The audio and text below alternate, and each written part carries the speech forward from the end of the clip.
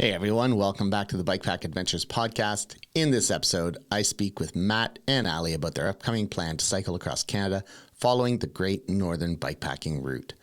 Matt and Ali both found themselves living in British Columbia, enjoying the outdoors in every which way. Ali was a seasoned mountain biker when she met Matt and learned about his passion for bike travel. It wasn't long before she caught the proverbial bug and joined him on a cross-Canada adventure. Last year, while taking on the Eastern Divide Trail, they joked about riding the Great Northern Bikepacking Route, the longest point-to-point bikepacking route in the world, coming in at just under 15,000 kilometers. Less than a year later, here they are preparing to take on their longest and grandest adventure yet. Thanks again for your time. Yeah, good. How are you guys doing? Good. Yeah. Yeah? You guys are doing some house sitting up in Victoria? Is that where you are? Yeah, we're in Victoria on Vancouver Island. We've been here 3 weeks now, I guess. So we're settling into the neighborhood. Did you have a chance to meet up with Robert Byron by any chance? Because he's right there in Victoria. He is right there. Yeah, he's actually on our hit list to do a ride home from. He's up in Sydney at work, so we're going to meet up with him and do a ride back at the end of one of his work shifts.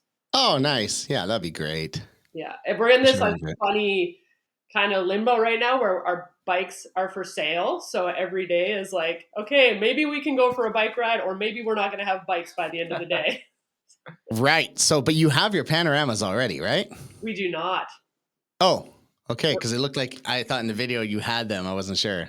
Yeah, no, we're waiting. Their second shipment is still on its way over. So we're kind of in limbo right now, which is exciting. So we still have our bridge clubs in the meantime, but we're doing the swap. We only need one bike, so. Yeah. That's so funny. Well, you could just get a tandem. There you go. That's come up So, tell us about yourselves. Let's get rolling with this. You're not from out west.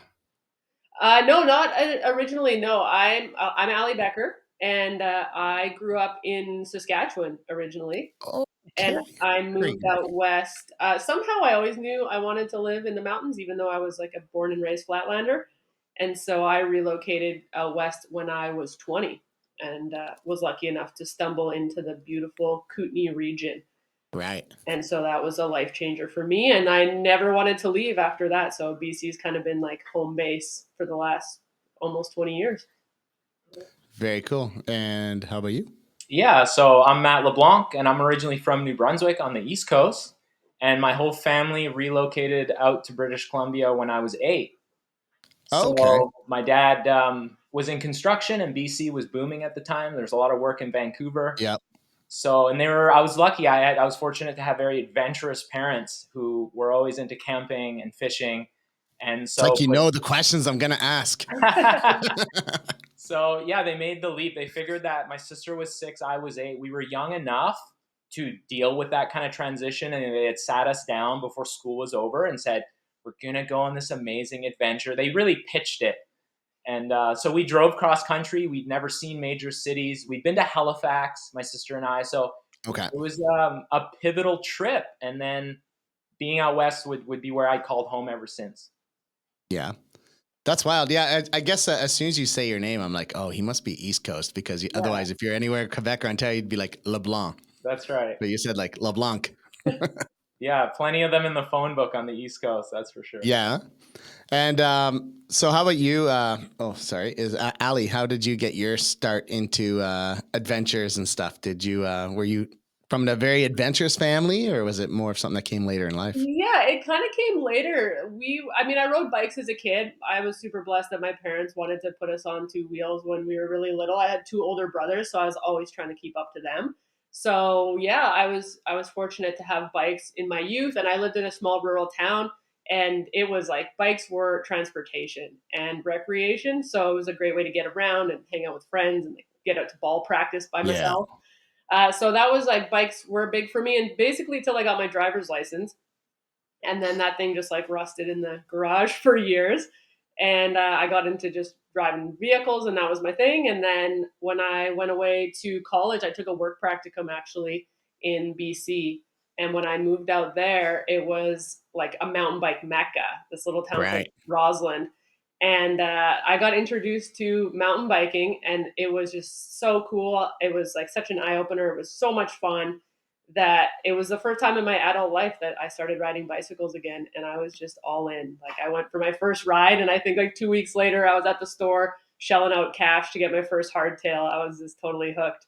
So that was really the launch for me. Like, moving to BC was like mountain biking, snowboarding, mountain culture, and Mhm. then adventure just really took like a front seat from then on. So Yeah. And for you, Matt, were you a mountain biker as well, or was more camping, hiking, like you said? Or Well, my parents had outfitted us, the whole family, with rigid mountain bikes when we got to BC. So my early years were spent, yeah, like just mountain biking, rail grades and stuff like that with the okay, family. So, and then I did some BMXing in my early teens, and then I just more drifted to skateboarding and snowboarding into my later teens.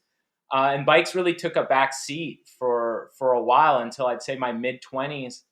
I did a trip to San Francisco with a friend, and it was just kind of on a whim. He's like, "Hey, let's just go for a long weekend." His brother was in Santa Cruz, and he had said, "We'll figure out how to get from San Francisco to Santa Cruz, and then my brother's driving back. So we'll fly there to San Francisco, figure our way to Santa Cruz, and drive back." So we ended up buying single speed beach cruisers at oh, Target, sweet, yeah, I love it. and we spent 2 days cycling from San Francisco to Santa Cruz. We had our skateboard strapped to a rear rack. We had backpacks and no idea what we were getting into. So that would be my introduction to the freedom of what it's like to travel by bike and just Yeah, being out there. And then when I got back, I was 27 at the time. And when I got back, it only took a few months. And that's when I decided to cycle across Canada. So just those 2 days on like a wing it trip, but just had no yeah, idea yeah. what we were getting into, really set this thing in motion where it gave me a taste of the freedom of life on the bike, on the road.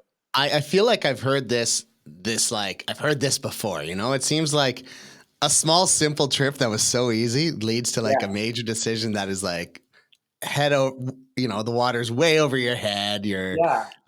And people are all in at that point because Mhm. it's swim or drown. So you're just like, let's do it. And I haven't heard. I mean, I haven't had anybody on the podcast that said it was an utter failure, and I never got on a bike again. So I guess it works. Yeah. Yeah. Everybody out there, just go on a 2-day trip, and that's it. You're set. Mhm. And friends were a bit confused because when I was like, I'm gonna cycle across Canada, people couldn't figure out where that was coming from because I'd not really had previous experience with cycling all that much. So it was kind of a shock to my current group at the time that I was gonna take on this big thing, but that it just felt right. So I went with it. Sorry, I was just adjusting my mic there, but I muted myself so nobody would hear all that noise. And what about you, Ali? What was your first experience into the bike touring or bike adventure life? yeah, great question. I mean, I really have Matt's enthusiasm to thank, because when Matt and I met, it was 11 years ago, and I was like really out of shape. I was like overweight. I was smoking like a pack of cigarettes a day. Like, I was not into fitness really at all. I love mountain biking, but like, shuttle me to the top of the mountain. Yeah. There was no like pushing my bike, riding my bike. So when we met and Matt was sharing these stories about this trip across Canada, I was like, oh wow, I want to know more. So he shared his journal with me, was actually like the thing that really got me interested. We spent a whole night reading his journal, and he had all these cool stories. They were like so serendipitous, like movie moments. And I just was so immersed in the stories of his journal. At the end, I was like, would you ever ride your bike across Canada again? And he was like, only if I had somebody to share it with. I was like, that person could be me. At the time, I had like no business. Like, anybody in my life that would tell you I had no business thinking I could ride my bike across Canada. But they kind of just planted this seed, and it would be like a year would go by before I was kind of like ready to take that seriously. Mhm. But we started just like hiking and going on short bike rides, and Matt helped me set up this funny little cruiser bike called the Free Spirit, oddly enough. And we went on Is like that the brand? I think I've seen those. yeah, Yeah. totally. It was ominous. I was like, oh, the free spirit. This bike will free me one day. So yeah, we went for like a couple small day rides, just loaded up the panniers, and we would just go cruising. And I was like, is this what riding across Canada's like? Like, this is awesome. And he was like, yeah, something like that, and it was just so great. It felt so good to just go out on like these fun little day rides and have snacks and stop for a picnic and like cruise Yeah. to the beach.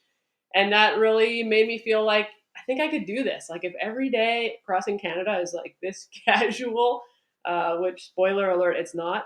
I think I'd be into it. So that was it. We basically decided in 2014 that we would go for it, do our first cross Canada bike trip in 2015, and that would be my really first long distance tour ever. Nice. So you guys did that. That was your first kind of big trip as well then, right? So, yeah. And Matt had maybe done some other decent sized trips since this first time crossing Canada, or is this just like one time across Canada and then another time? I ended up in the Kootenays the year after, and I was missing riding bikes when the summer rolled around. So I picked up a used touring setup and got some secondhand panniers, and I outfitted a bike pretty quick. And then on my time off on the weekends, I was doing some local loops.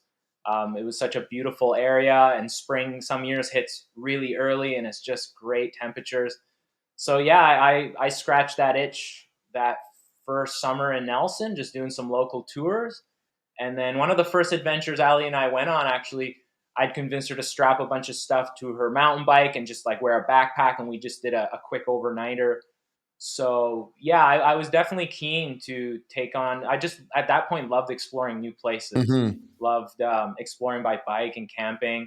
So it was a great fit because Ali was super enthusiastic about experiencing that and getting a taste of it herself. So yeah, and riding across Canada twice, I mean, it's so many options and variables that are different that, it's two separate adventures really. And I mean, it's really not this riding on the road. It's all the other stuff going on around you that makes the adventure, right?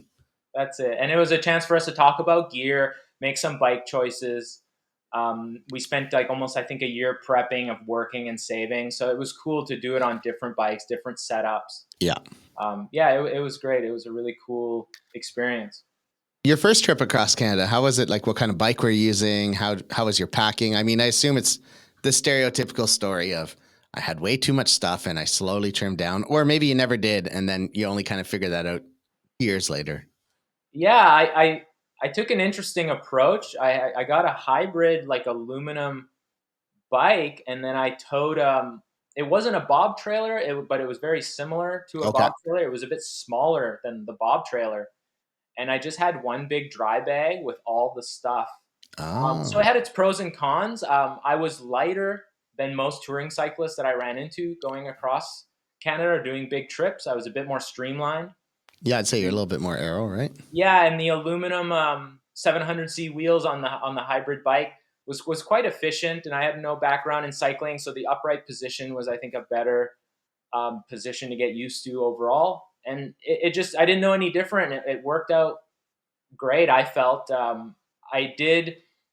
I think I did pretty good of not bringing too much. I'd had experience with overnighters and camping and backpacking and stuff like that, and I think that really helped. That what I couldn't fit in that dry bag, I'm like, I got to rethink this. Like, I don't want to have too much stuff. So yeah, I think my average speed, I didn't have a trip computer, but I kept running into people who were telling me, wow, we're clipping really good. You're like hard to keep up to right now. So my setup for a beginner, for a rookie, I kind of got lucky with the decisions that I made, because it made for a great trip. Once I got acclimatized to the cycling, I was boogieing pretty good. It went well. So you're at the hard to have a conversation speed. That was your average, right?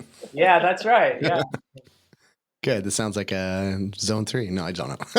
And I was so pared down that I remember when the cool nights and the kind of frosty mornings on the East Coast were starting to kick in, I was thinking, okay, I need an extra layer of pants, some thicker socks. So I was more on the, not underprepared, but as far as gear, I had exactly what I needed for the most part. It's pretty much how I roll. Yeah. Good. It can be painful, but it can just have some uncomfortable nights. Yeah. Where you're all cocooned up in your sleeping bag and you're like, don't move at all. Otherwise the cold air will come in and even a bit of it might kill me. Yeah. I remember snacking on like a granola bar and then feeling much warmer like 20 minutes later. I was like, okay, that's what I got to do. I got to eat some more calories if I'm not warm enough. Oh, that's cool. Yeah, I never even thought of that. I mean, it's just usually I don't want to move at all. It's like, don't get up for peeing, don't do nothing, don't move. It can be pretty brutal. That was Rockies for me. Yeah. So what other trips have come along in the years, and like, what have you done like in betweens? Like, what has been your job, your means of survival? Yeah, good question. It's been a big transition. When Matt and I first met, he was a plumber gas fitter, and I was managing a skateboard snowboard shop in the Kootenays. And Oh, so we cool. had like pretty domesticated traditional lives where like, both had vehicles and toys and all of the things. And so when we went on the first cross Canada bike trip in 2015, we were like, let's get rid of everything. Like sold our vehicles, got rid of a bunch of stuff, got rid of like mountain bikes and toys and tools, and we pared down pretty good. We kept a storage locker that at the end of the trip we got back to, and we were like, we couldn't remember what we put in it, so we realized that we probably didn't need most of the stuff. But so when after that trip, I think for me, being my first long trip, I was like pretty shook up when we got back to, and tried to like fit back into our old lives. I was Mm-hmm. like, oh, a job. I don't know if I could go back to like being indoors and working 9 to 5 and all this It's a freedom we big jump, right? Like it's kind of hard. It was really hard. Yeah, I like definitely refer to it as the post-trip blues, and it hit me really hard. Matt kind of had an idea it was coming because of his first trip, and he like kind of warned me, but I was like, I'll be fine. And Yeah. yeah, we went back to the Kootenays, and I was just like, I'm not fine. I was like allergic to consuming like furniture or purchasing things. I was just like, I've lived 4 months on the road with everything I needed to fit in my pannier bags, and Yeah. I felt so free and so good that coming back to this like more traditional life was really challenging. And so we kind of made this pact that we were going to move into a more alternative lifestyle and find a way to support ourselves in a way that we could maybe merge into the adventurous life that we now wanted to move in the direction of. Mm. So for us, that looked like um, I had a background in writing, so I was like, oh, maybe I could lean more into the freelance writing world and figure out what that could look like as a merger with our bike travel. And Matt started actually doing some leather work at the time, Yeah, and I started making some custom leather wallets. It's something I played around with while I was in the trades. It's just something I did Okay. on the side for fun. So I just went all in and pushed that for I think at least a couple years, and that was cool. It was a kind of an artistic transition out of the trades Mm-hmm. for me into still working with my hands, but in a different modality. And then started with just friends in the community, and then got like a little online shop. So we're just both exploring new avenues of how to support our lifestyle at that point. yeah, and in that time, some friends reached out to us and they were like, hey, we're going away to work. They worked at Fire Tower Watch in Alberta. They were going away for 6 months, and they owned this sweet little home in Nelson. What does that mean? They like literally live in something and just watch for fires? Yeah, that's right. They Oh, stay in the that's a thing. tower, and they would each go to their own tower, and they climb up and they watch for fires, and they like check on the radio every day. It's a thing. They still do it in Alberta. Oh wow. Okay. Yeah, I Yeah. know my parents. My parents lived in a little bit northern Ontario, Elliott Lake, and they had a fire tower there, but it wasn't used anymore. But I get it. Like I can't believe somebody would live there for 6 months. 6 months by themselves. They loved it. They were super into it, and so it was Maybe it cool. kept the relationship strong by That's being right. away. Yeah, getting good space and they were artists. So yeah, they were stoked. So they said they got this cool house in Nelson Yeah. and they needed somebody to look after it while they were away. And so they offered for us to stay there and like care for their garden and their plants. And we ended up doing like a little bathroom reno for them with Matt's plumbing. And so we were like, this is Mm. a thing. Like you can just care for people's houses while they go away. You can just do this awesome exchange. So that was kind of our foray into house sitting, which became, I guess, our way of lowering the cost of living so Yeah. that we And could, not being super consumers of crap you yeah, don't need, right? that's right. It's like we get to borrow other people's things while they're away and have these different experiences. So it freed us up for us to be able to explore these other Mm. avenues of making money. And that lent itself into just like really interesting random labor contract projects. Like people would be like, "Oh, hey, would you come house sit for us?" And like, "Oh, we need this greenhouse built or this fence torn down or whatever. We just kind of got into this like being kind of property management handy Yeah. people, because people have a lot of stuff going on. They got busy lives and they got, So was it like, I'll come stay at your house and we'll fix this and this? Or was it like, hey, if you guys are here and you can do work, like we'll pay you extra so you actually save money? Is that kind of how Yeah, it it works? was kind of a strange blend that every situation Yeah. was a little unique. And people would hear that I was a plumber or that I had background in the trades. So they'd be like, oh, wow, well, I have this new kitchen sink that we've been meaning to install. And if you were Ah, interested, like people weren't super pushy about it, but they yeah, just, yeah. so we saw this opportunity that if we make ourselves useful and we offer that something, people would take us up on it. So from building fences to Yeah, setting up greenhouses, tilling gardens in the sure. early season. And So just the word of mouth would go a long ways too, yeah, right? Because people would write a review and say, "Oh, they guys did this and this while we're there at our place," and and in those that's early cool. years, it was before trusted house sitters that we weren't using the website, so it was truly word of mouth, and we Mhm. predominantly did it in the Kootenay area. So we would put ads on some Facebook groups and stuff like that. We just kind of got crafty about where we could advertise for this Mhm. service, and yeah, it's been 8 years now of Oh, that's neat. basically being professional house sitters as one of the things that we do. Yeah, oh, it's not an interview related thing, but when I lived in Malaysia, I hosted couch surfers before I learned of warm showers.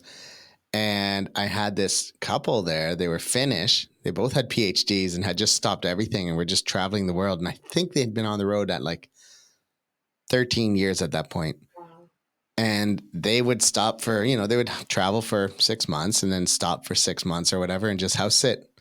Hmm. And that's when they would write books and stuff into Finnish about travel. And, there's probably a good market for that in Finnish. Maybe where English, it would be saturated, but I'm Very cool. assuming there's not that many Finnish speakers in the world. So maybe there's a good market for different kind of books. And they would just write content and do other stuff because the one guy was really techie network stuff and do some remote work. And man, they had it going. And then like I would see messages from them every once in a while and they'd be like, oh, we're in Colombia, we're in Ecuador, we're in whatever, somewhere in Africa and all over the world. It's pretty wild. That's inspiring. Yeah, it's cool. And Yeah. that's kind of what the blend turned into for us over the last 4 years. It was like, how can we move more into like you making like a creative freelance career out of this, taking our adventures, lifestyle, my background in writing. Matt helps me with the photography. And how can we blend this all and like really offer something for Mm-hmm. experiences, sharing our adventures, ideally, really with the goal of like inspiring other people to get out and get on adventures as well, spend time outdoors.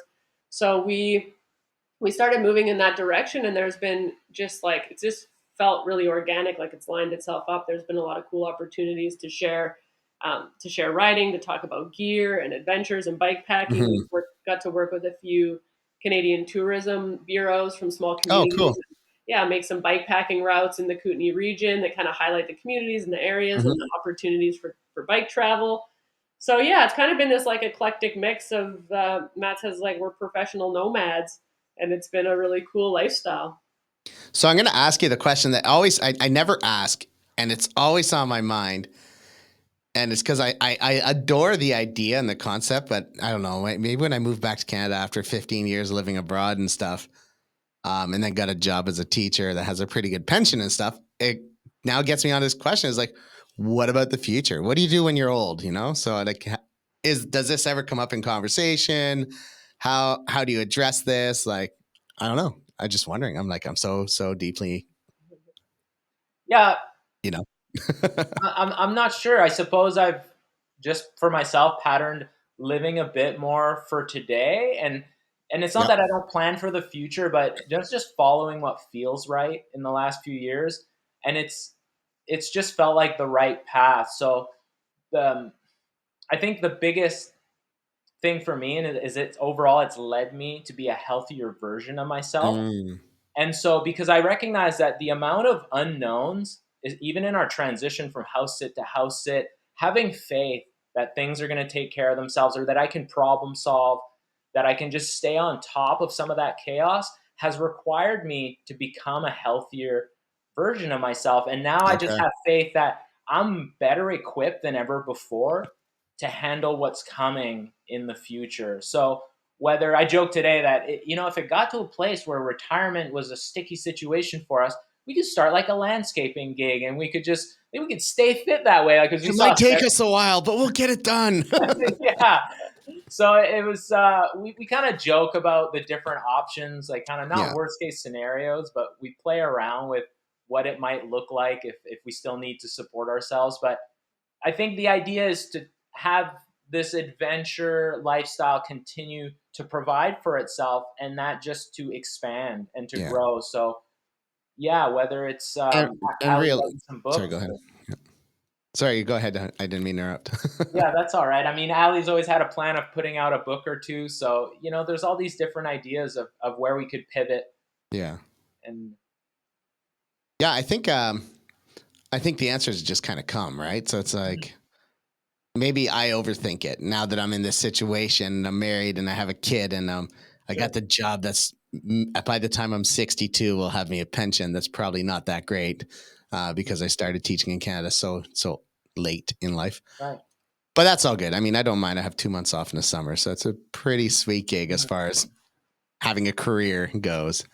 But I always kind of overthink this, I guess, because I never really thought of it before, and things just kind of happen naturally. And I guess that's kind of where it is, right? Like, things will work themselves out. Like, opportunities will arise that might set you up. Maybe somebody will be looking to retire and say, hey, we have this bed and breakfast and we'd like somebody to take it over. And who knows, right? Oh, we get those all the time. I think we could have had like 30 jobs in the last 2 years of like, take over our campground or build a tiny house on our property. And we're like, okay, cool. The years of being useful and, getting along with people have set up all these cool opportunities.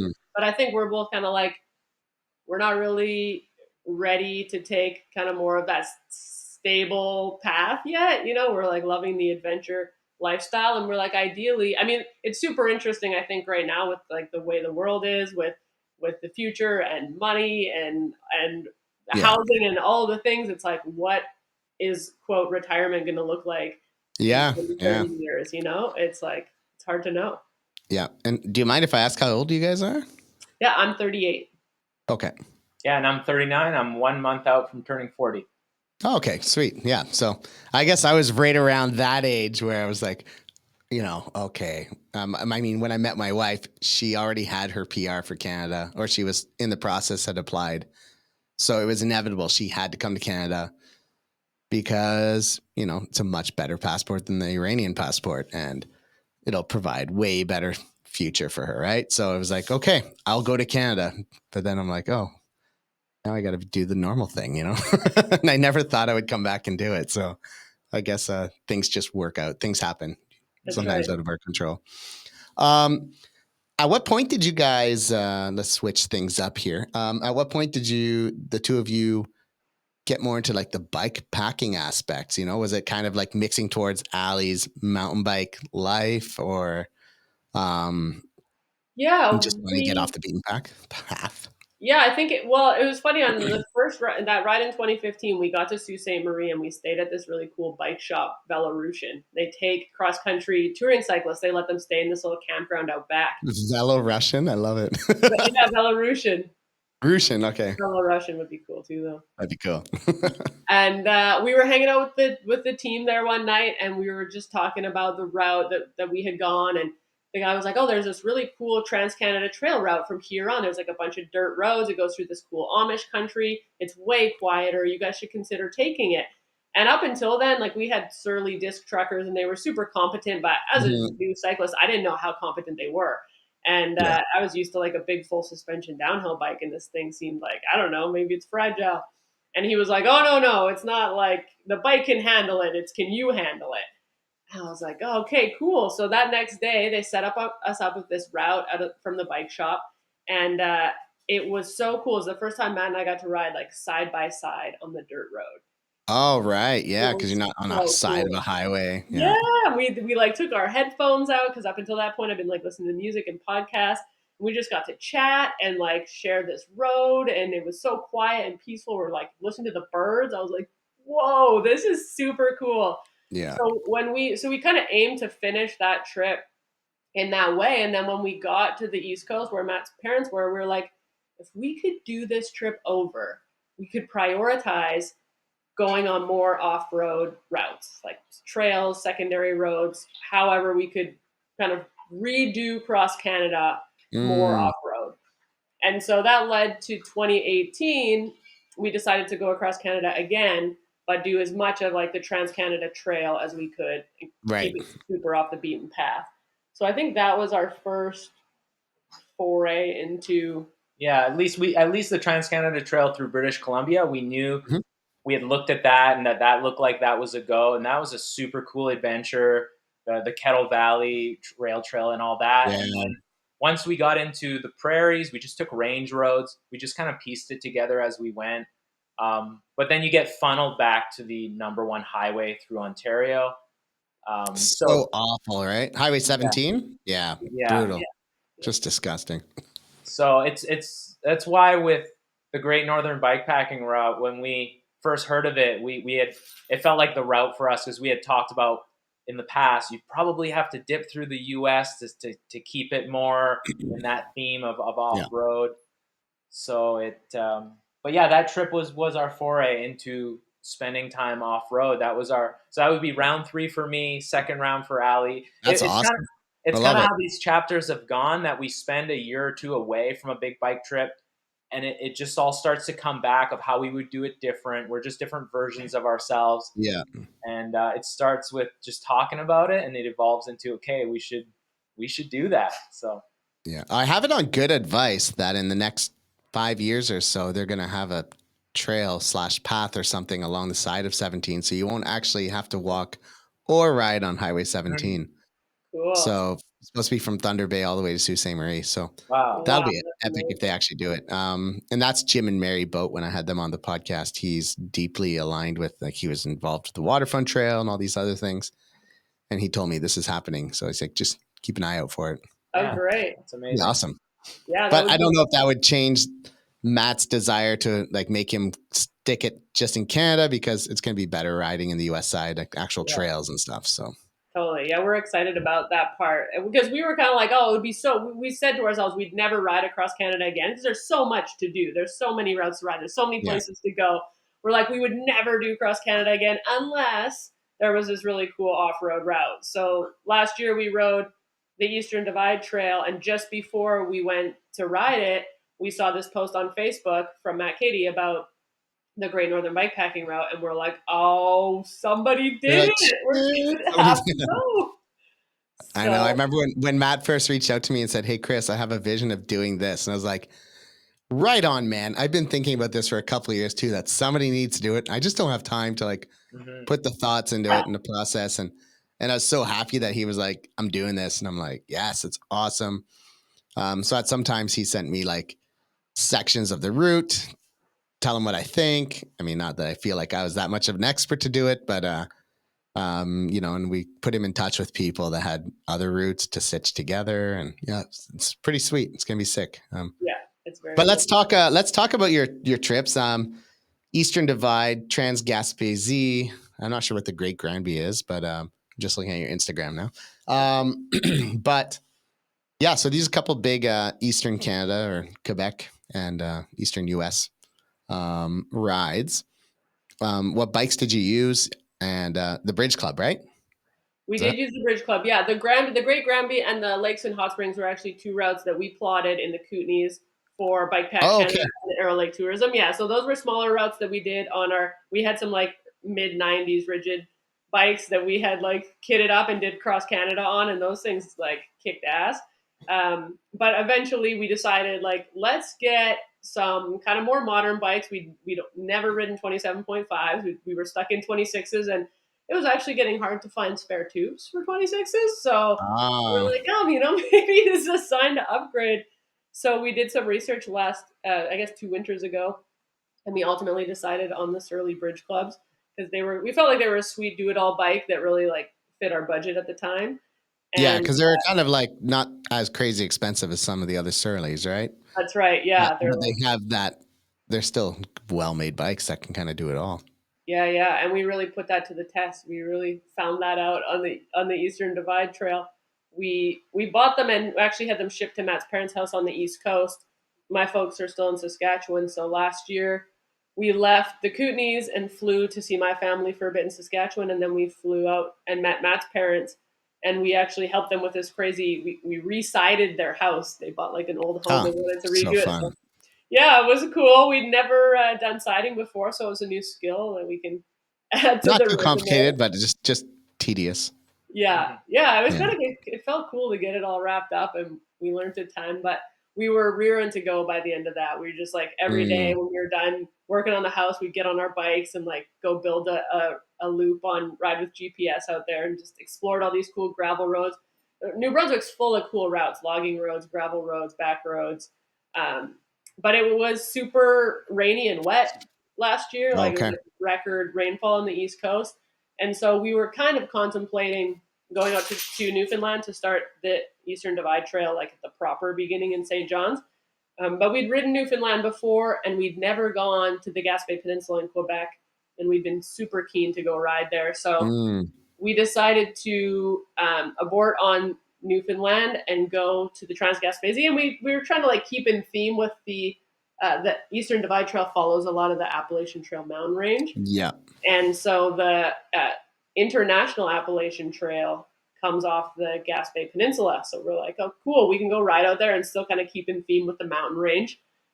So we found the Trans-Gaspésie. We'd been talking about riding that for a few years. So we're like, oh, this would be a good test for the bridge clubs to go, up, take the road and kind of break them in, and then hit the Trans-Gaspésie, which was probably one of the gnarliest parts of the whole Eastern Divide route that we ended up doing last year. It's a really fun off-road mountainous route through Quebec. I was really impressed by by the route. How long did it take you guys to ride that? I think that was 6 days. Okay.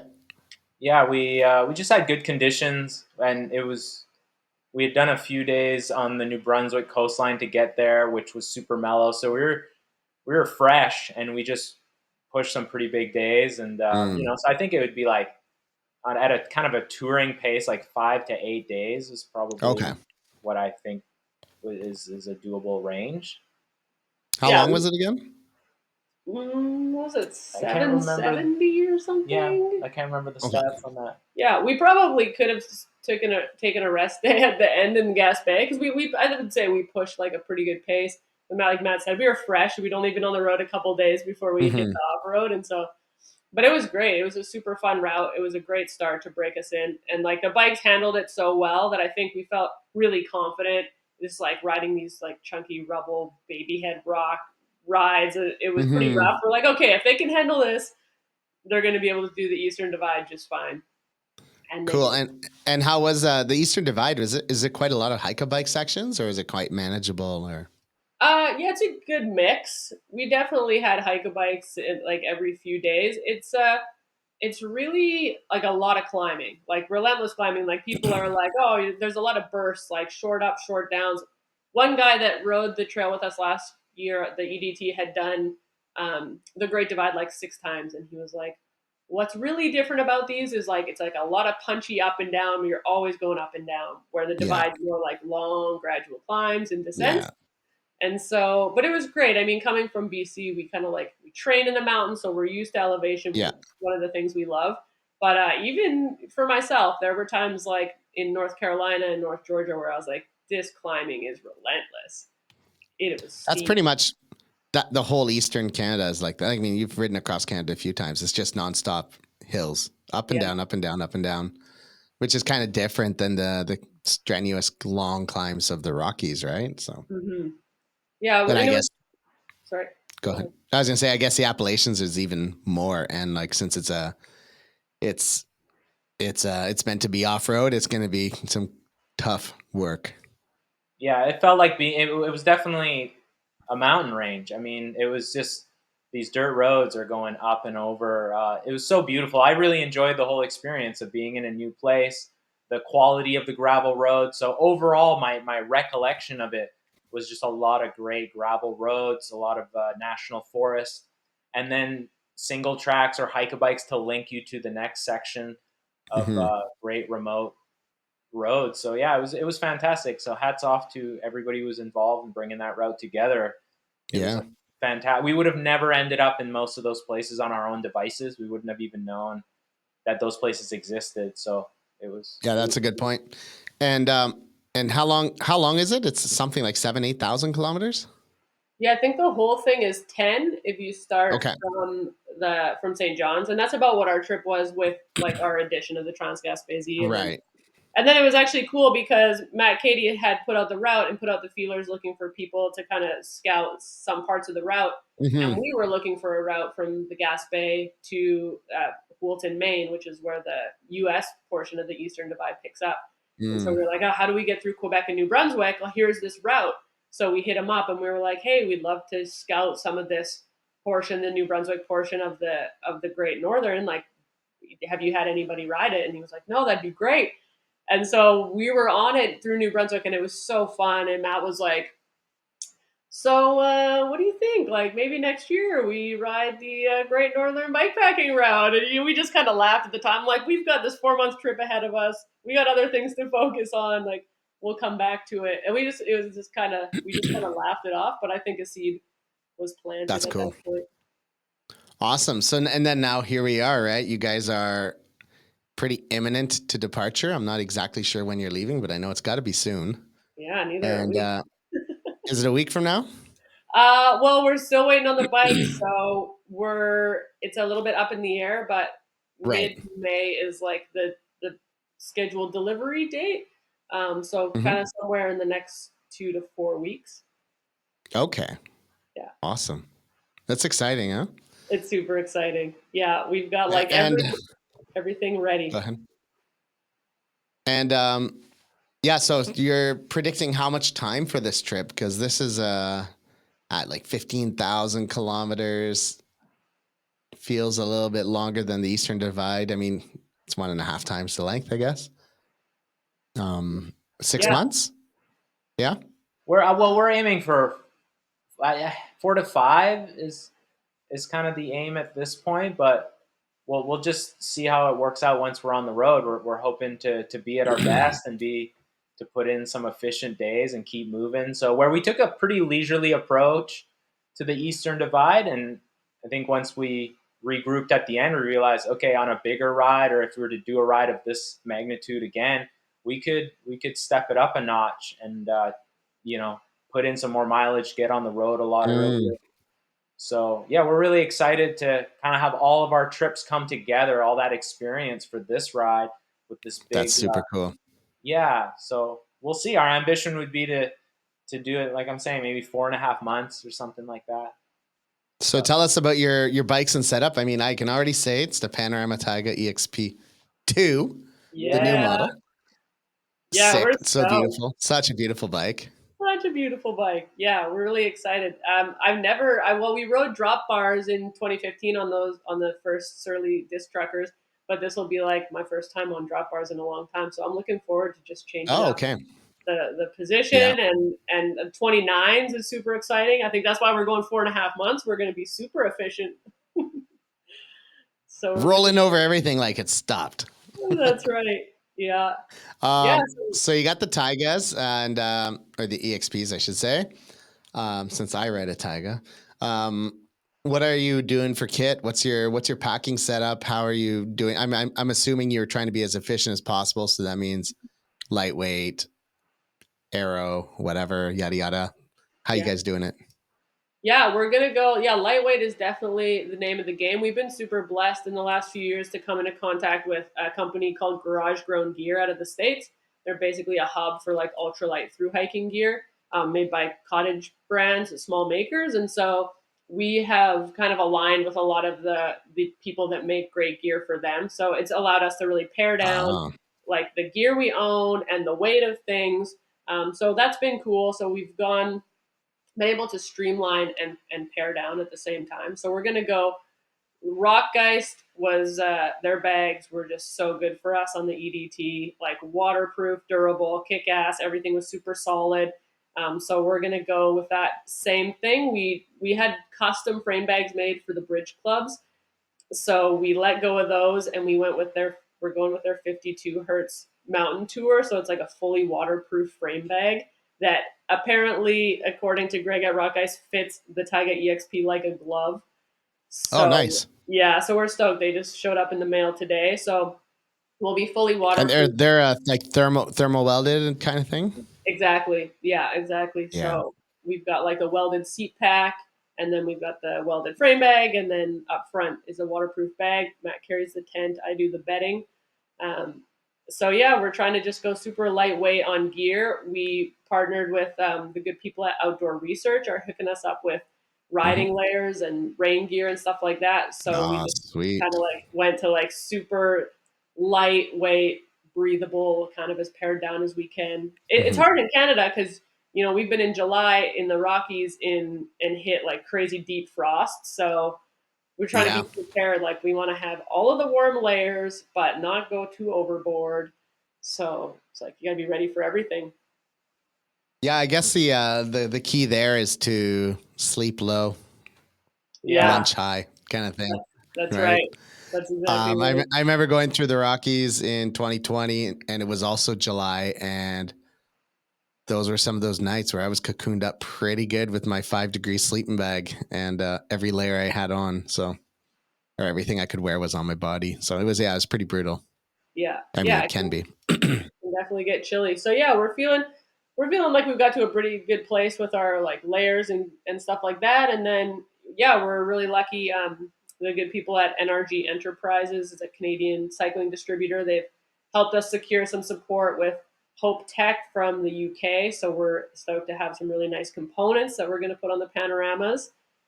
And Mavic. Sorry, the audio just went to crap all of a sudden. The audio just got really crackly all of a sudden for some reason. Yeah, Can you try talking again? Yeah. Are we It back? sounds good now. Okay, so you were saying about Energy Enterprises? Yeah. So they're a distributor based out of Nelson. They were based out of Nelson, so we had some hometown connects with them, and they've been gracious enough to help us secure support from Hope Technologies, so like a components company out of the UK. So they're going to be supporting us with some really wonderful components for the bikes, and then Mavic and Maxxis as well. So we just got some custom wheels built that we're going to pick up tomorrow for the bikes, and yeah, so we're looking forward to like basically a whole new setup. It's funny, we met Eddie O'Day, who was the first person to ride the Eastern Divide Trail. Yeah, we met him in North Carolina when we passed through Asheville, and he was like, my advice to you would be never buy like a whole new setup and then go on a really big bike ride before you've really tested it. And we were like, okay, that might be exactly what we're doing on this ride. But it's cool. I feel like so many of us do that. We buy new stuff and then we take it, instead of like doing a bunch of test rides, we're like, it'll work. Let's just go for it. Right. And I think generally it will. It's just a matter of being used to things. And that's right. We'll give ourselves. So just so you know, it did go scratchy a bit. It was scratchy a bit. I don't know why. Every time you talked about Hope Tech, maybe they're censored in Canada. No, I just don't know. So anyways, I think people will still be able to make it out. So it's not an ideal minute or so of scratchiness, but c'est la vie, sometimes this happens. Yeah. New studio. And are you guys planning to do lots of cooking on the road and stuff like that, or?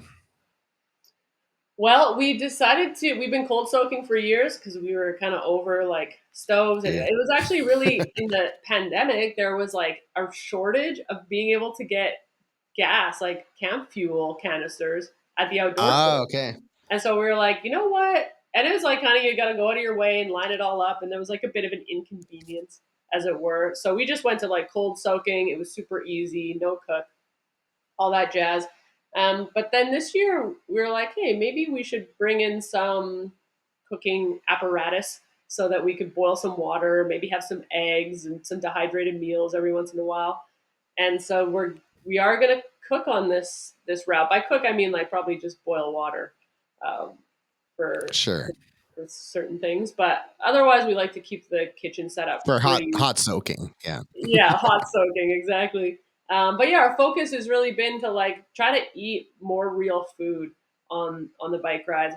I think on some of our first trips, we were eating like tons of Sour Patch Kids and pastries and stuff like that. And I would just always feel like garbage. I'd have these crazy mood swings. I'd be like crying on Yeah. the side of the road. And it took me years to figure out that like, oh, food really affects my mood. I'm super sensitive to junk food. And so as we've kind of cleaned up our eating habits in our day-to-day life, we've tried to bring that over into bike travel. And it can be easy to kind of get too Mm. loose on the road with convenience food and stuff. And it's good to be flexible, but that's been really a goal for us. It's like, how can we bring more mindfulness to the eating that we're doing when we're on the road? Um, so yeah, that's kind of a focus for this trip. It's a Yeah, and pretty we've had tough one. I mean, go ahead. I was just going to say we've had a few You go great ahead. food brands that have come on board to fuel us on the trip. So that's part of the protocol. It's like Buff Sticks is a bison snack stick that no nitrates, no preservatives. So we're really excited to piece that together to get on board with great brands that can help fuel us along the way. So that's part of the eating So protocol. are they going to just mail you stuff onto drops along the way? Or is that the idea? Totally. Yeah, we're stoked. Like Buff, the bison sticks, Nice. and Enter Cheese. They're based out of Nelson. They're like a dehydrated cheese snack that's amazing. Tater Boost, which is like a instant mashed potato, but like a really delicious, healthy, not full of sugar one. And then Farm to Summit as well, which is a dehydrated food brand out of Colorado. They're just like, we've kind of lined up these places for them to ship ahead to us, at either sending it like Mm. general delivery to post offices, or if people on the route are keen to Yep. receive a parcel, stuff like that. So it's kind of cool. We can obviously only carry so much, but it's pretty great to have like a parcel waiting for you on the way that you know is full of delicious food. Yeah, that'd be pretty sweet, especially if you have it like it's planned, like right before like a long stretch of off the grid, or like without resupply, and you have to be loaded up with food. So Yeah, that'd be pretty epic. yeah, How yeah. much time went into planning the route? Like, you know the route, but like just going over and seeing where things are that you have to be aware of, like POIs. I guess on a 15,000 kilometer route, you're not going to look at POIs at every 20 kilometers kind of thought process, but you're thinking of like in the days, what was your process? Like, how have you gone about this to try to make sense of it all and prepare? Yeah, we kind of have this like freewheeling approach to bike travel where we don't put a whole lot of emphasis on. I mean, I think we both know Canada so well that we feel comfortable that we can kind of just get Sure. rolling, and grocery stores are going to show up. There's some remote stretches, but nothing's like so remote that you're not going to have access to food or water for like really long periods of time. And I think because we've done the trip and we're pretty aware of the areas that are like that, like through the prairies, there can be places Yeah. where it's hard to get fresh water. So, we'll bring like extra water bottles for those periods of time.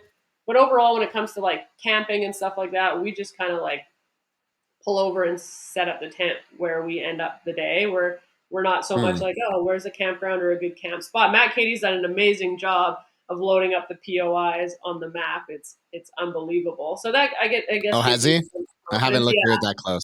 Oh yeah, it's crazy. He's done an amazing job. But I think in terms of like food Well, he's resources. a lot of like, sorry, I was gonna say sections that were like there's a section across Quebec that was from my route, and some of the log drivers well. So like those POIs are all there. So he's Yeah. able to just import and maximize the utility of the everything. So it's really convenient and a great way to do it. And then it comes the fine art of stitching them all together, which kudos to him, because Yeah. I don't know if I would have had the patience for it. Yeah, it's amazing. We feel very grateful that it's been put together. Yeah, and it is. It's cool. Mhm. There's even out in BC that like the Powell River Sampler that Natalie Jones plotted. Like there's all these cool existing routes that then we get to ride like portions of, or even the Great Granby that we plotted as part of the Great Northern. So it's kind of cool to see like all these little routes come to life in this big route. So it's like we get to taste all of these other Yeah. people's work. We love that. Yeah, it should be cool. But Yeah, it's I mean, also on my to-do list at some point. Yeah, and as far as the Sorry, I route was saying, planning, it's also on my to-do list. There's Yeah, a lag. um, I'm noticing it now.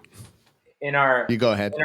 day to day, we just get into a groove of looking maybe a couple days sometimes. Like we just kind of have our systems where we both look at the map a little differently and we converse about it. So in the day to day, we're looking at, okay, there's a gap coming up.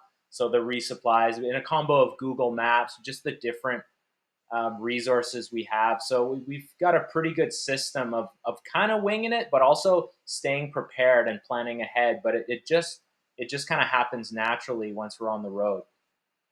Mm. Yeah, it makes sense. Yeah, I guess you can only look so far ahead and kind of plan around that. Otherwise, it's maybe just too astronomical and Yeah, hard to maybe different fathom. approaches. Some people really like that, to look super far ahead and spend like a whole up to a year, like looking at the whole route and getting very familiar. So different approaches, I Mm-hmm. suppose. Mhm. Awesome. So the plan is to leave within sometime in the next month, pending when the bikes arrive, how soon you get bags on it, make sure everything's working. Um, yeah, I don't know. I don't know what else to ask. It sounds super exciting. Like, what have I missed that you might want to touch on? Is there any charities, foundations, things like that, or it's just we're doing this? Yeah, we are fundraising and raising awareness for World Bicycle Relief, which is a super cool nonprofit organization, and they're basically their focus is to help mobilize people in rural and remote areas of the world, that to help improve their access to things like healthcare, education, economic opportunities through the bicycle. So it's super cool. We fundraised 205 Canadian dollars buys a bicycle for somebody, and they're heavily focused on providing bicycles to women Oh, and girls, okay. but everybody is involved in World Bicycle Relief, so it's really cool. And they have just like an amazing project where they're putting these bicycles in these communities, and then they're going back and they're doing these impact reports, and they're seeing like students that would have to walk hours and hours to get to school, that it's just not sustainable, so they just don't go. Then they give them a bicycle, and now like they're at school more frequently. They're getting better educations. They're getting better economic opportunities because of it. Healthcare workers are able to see like 80% more people because of bicycles. Either they can get to the villages, or the people in the villages can get to them. They can access clean water. They can get their food to market. So it's really cool to see like the bicycle's been a really empowering and healing tool in our lives, and to see it do the same for people in rural and remote communities. Obviously, it's very different the way that other people are using it, but it's so cool to see this positive impact that the bicycle can have on individuals and communities around the world. Mm, So we're fundraising and raising awareness for them. And okay. May Yeah, and it's gonna June be is it's a pretty. yeah, it's cool. May and June for them is Go an ahead. event called There South was a to lag. Empower, which is one of their fundraisers to really help promote bringing bicycles to women and girls right now. So May and June is their time to shine and like get people outdoors, get people really fundraising and raising awareness. So we're happy to be part of that, and we have a lofty goal to help. We would like to donate 500 bicycles. So far, we're at 7.5, and the tour has not yet begun. So we're excited to have that goal underway.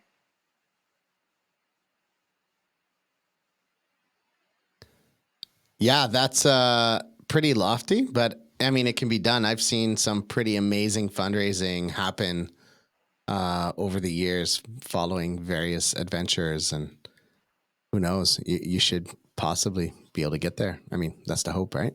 Yeah, Yeah. that's Big right. goals take lots of work, but can be That's done. right. Yeah, you got to aim high.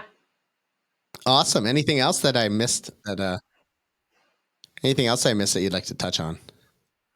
I don't think so. I think we're just super stoked for everyone who's helped put this route together. Matt, Katie, to take the initiative, because we're in the same boat as you. We're like, oh, someone's got to make this route, but it's not going to be us. So we're super stoked that somebody took that on, and we're feeling really excited to be some of the first to get to ride it. Another guy that rode the EDT last year with us, Brian Charlotte, is going to come up and also try to conquer the GNBR. So it'll be cool to have someone else out there with us, and we're going to live track it on Track Leaders.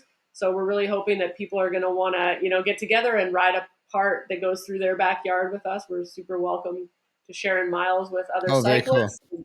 Yeah, so that should be fun. We've never done that before, and we feel like it's a cool way to build community on what can sometimes be long remote trips where you don't have as many outside influences as you might like. So that'll be cool.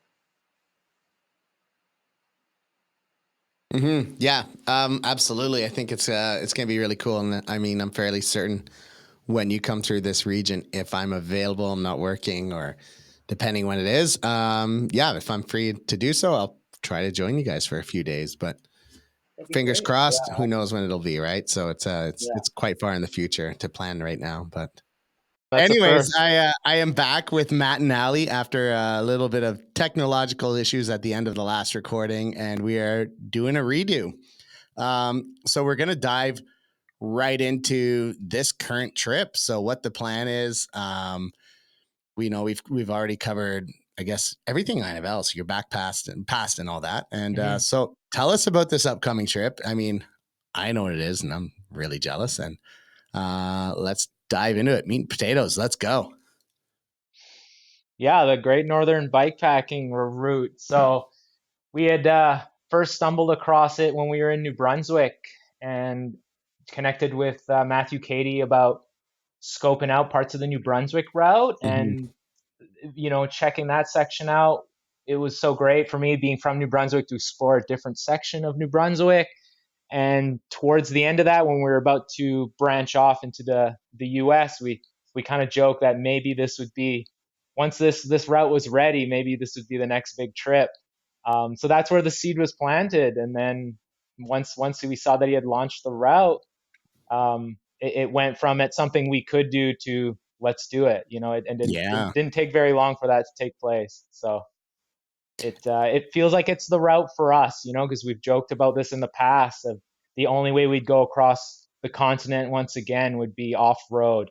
Okay. And we had talked about veering through the US as a potential option. So we're just super stoked that somebody's put the legwork in to link it all together. Yeah. And I think I mentioned last time, like when Matt came up and like started planning this, and like he sent me some GPX files and was like, check out what I've been doing. And I was like, dude, that is awesome. Like that is amazing. I'm so glad he took that upon himself, because similar to you guys, the Transcontinental Trail or Trans-Canada Trail is not a biking route. It's a mix of everything. And while great in some aspects, it's not the ideal thing for bikepacking across the country. And so Matt's done a really great job of going out there, stitching together existing routes, adding in the betweens, trying to figure out where it would make more sense to cut things, like to join things. And it's super cool. Mm-hmm. Yeah, like you're saying, the stitching together of all these different routes, I feel like, whether it's 10 or 15 years ago, there just wasn't as many of these routes. So it seemed like the timing, everything was ready for the stars to align. So that's definitely something we're looking forward to, is getting to experience these different routes while riding this one big route that links it all together. And I think on top of that, like he really did help to bring things to the forefront in the sense that, the prairies were still kind of like this canvas that hadn't, I mean, not to say that people weren't bikepacking and stuff, because I knew there was a couple things in Manitoba, but it wasn't as out there, it wasn't, unless you were in the community, you probably didn't know about it. You wouldn't know about it if you're from Ontario, like unless you did some real deep diving. And by Matt going through this project, he got in touch with all these people, and now all of a sudden it's like, there's groups out there, they're sharing routes, and it's kind of like made their communities bigger in scale as well, which is pretty neat.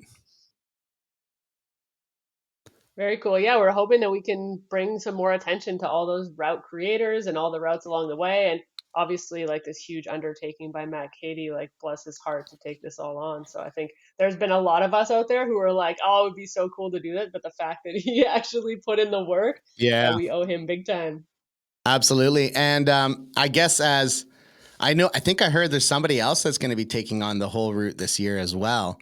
I'm not sure if they've already left or not, but I mean, as one of the forefront people, or the two of you and this other person, I guess Matt will be looking for lots and lots of feedback. And so you're going to have your notebooks ready and just be like, Yeah, we're looking forward to that. We're working out a system right now of how we can just give them some feedback about different things, and obviously we know that it's like highly in beta mode, and we're open to the fact that we might run into some crossroads and some dead ends and things like that get to be overcome. But that's part of the fun of wanting yeah. to go out there and be among the first to do it. And we actually just got an email yesterday from another fella who's leaving on May 15th from Victoria to tackle it with a friend of his too. So Okay. there's actually, I think, going to Oh, be it's two of 5 them, huh? people. Yeah. Yeah, No, there's two of them, and then and the one other yeah, one. and then the one other one. Yeah, so it looks like there's going to be 5 of us so far. So that's pretty cool. We get to So hopefully, kind of ping back and forth. yeah, hopefully those bikes come in soon, right? You'll just be watching everybody's thing going, lucky buggers. Yeah, following them on the track leaders. Yeah, just frothing. Yeah, we've got everything in order at this point. Most of the loose ends are buttoned up. So the bike is the remaining piece of the puzzle, but Nice. we're just going to remain patient. We know it's going to be worth it. We've got a big bike build plan, so it's all going to come together. Yeah, and you got the swag on. You got your outdoor research gear. I saw I saw Ali's little reel today. Yeah, super stoked. I don't know how you did that, like camera magic stuff, but every time I see we're those just videos, having I'm fun. like, man, I'm too old. I don't know how the hell this happens. Yeah, it's super fun. That's like the beautiful thing about watching other people's content and getting inspired. And then you're like, oh, how can I do that? And it's cool. We have a team. We're super lucky that we have each other to help each other out. And, yeah. I don't know how people do it by themselves, like all the filming and the running back and forth. And it's amazing. Well, the little video reel I released today was released by my wife. So I have a team too. She's just shadows, she's the one holding me up on the pedestal. I love it. That's what teams are for. Yeah. And Jasmine, well, she doesn't do much for us, but she's pretty and she's going to get those followers. There you go. She's a star. So she's adorable. She's such a wonderful kid. Like I'm blessed in the way my dad wasn't. Yeah. Mm-hmm. He always say that I hope your kid that you have is as picky and fussy and whiny and crying as terrible as you were. And then now he goes, well, why? This is not fair, Got a little angel. So, yep. Yeah, and hats off to you guys for having the courage to take her out on a bikepacking adventure.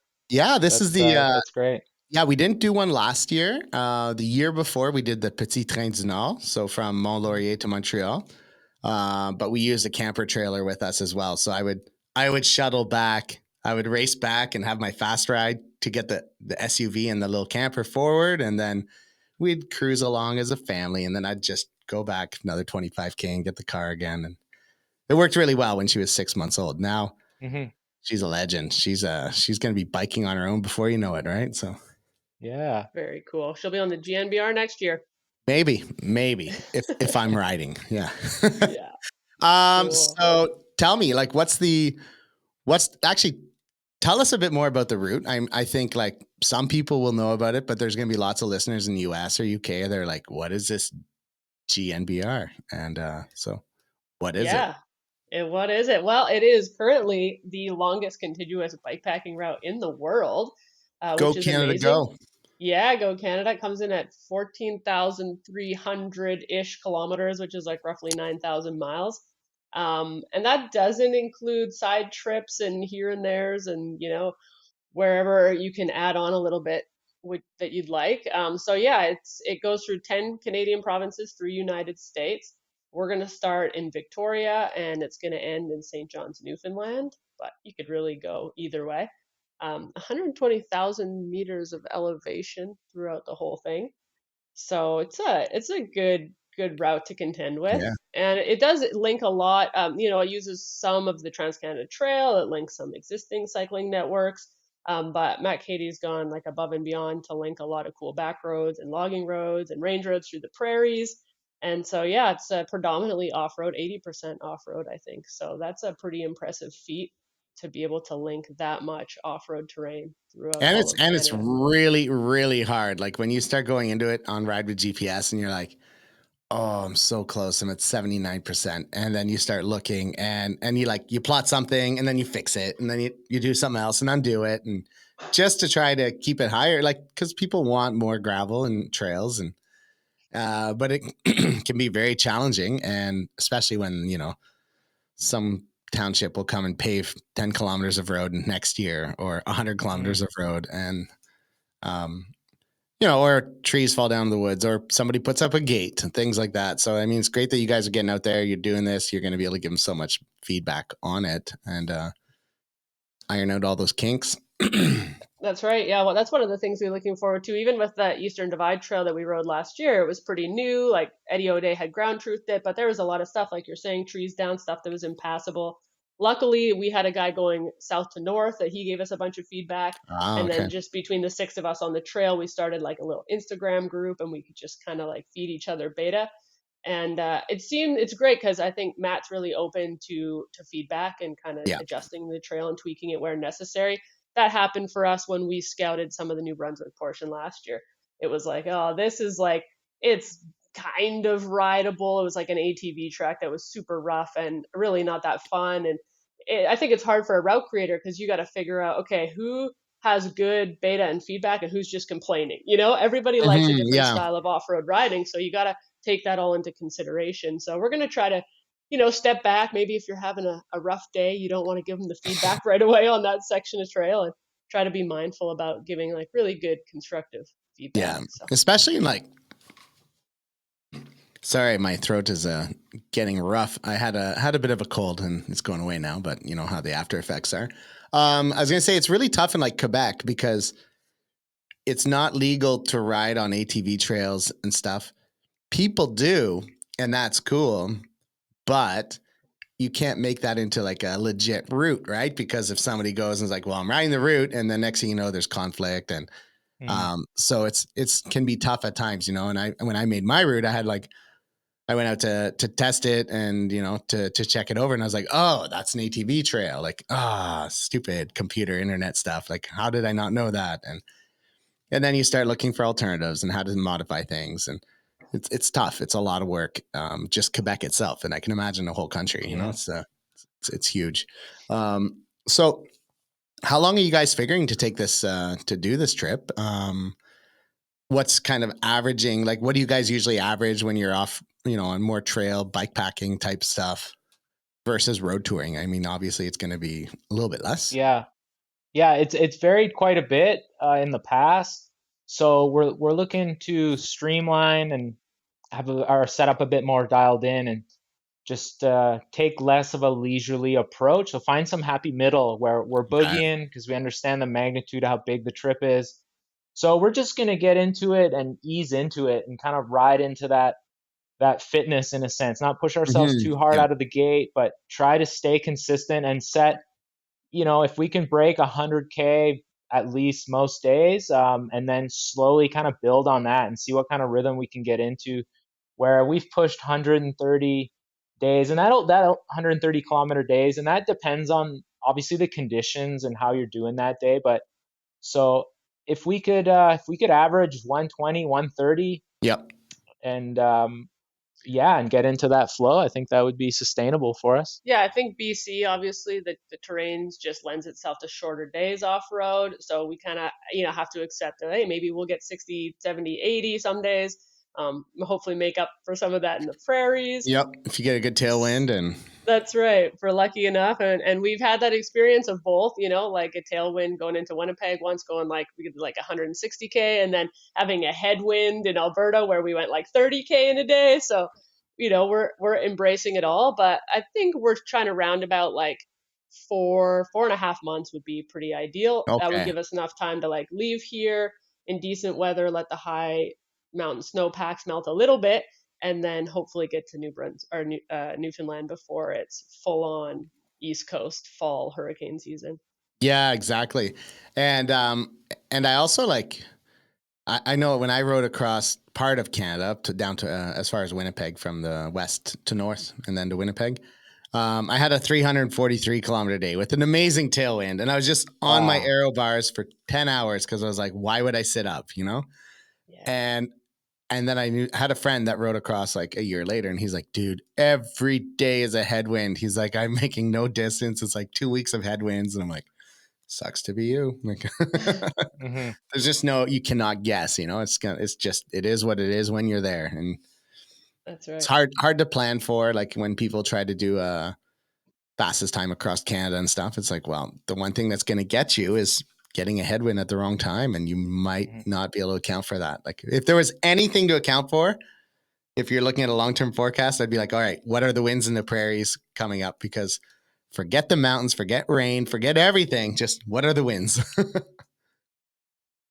Yeah, so that's where we try to stay pretty flexible with our trips. We have ambitions and some preparation, but we're just going to get into it and just kind of see how it goes and help push each other. And as a couple as well, whoever's the weakest link for that day, who needs to call it quits a little earlier, we try to compromise and make sure that we're um, supporting each other. So that's another Mm-hmm. part of the dynamic for us is growing together into that rhythm and finding a flow that works for both of us.